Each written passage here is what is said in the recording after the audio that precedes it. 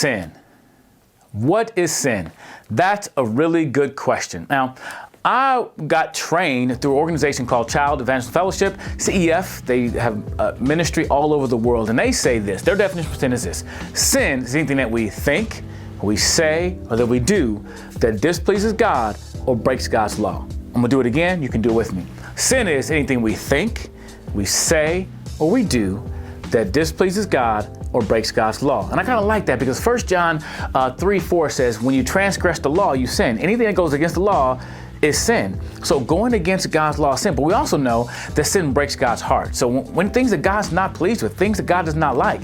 So sin is anything that we think, we say, we do displease God or breaks God's law. There's other images or other words we use to describe sin. Sin is missing the mark. Like if you ever play darts, or archery, if you throw, you don't throw archery, you do the bow and arrow thing, or you throw a dart. If you miss it, you miss the mark. So sin is missing the mark, not living up to God's standard. The Bible says in Romans chapter 3, for all have sinned and fall short of the glory of God, that we've missed the mark.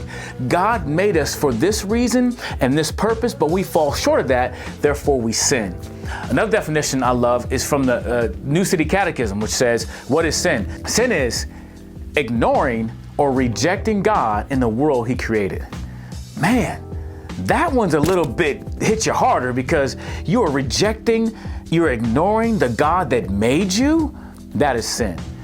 And so sin is all those things. It is not obeying God, not following God, not treating God as God. Now sometimes we sin in ways that we intentionally do it. We know we're doing wrong. You know how your mama tell you to do something, you do it, because the Bible says we disobey your parents, that's sin too.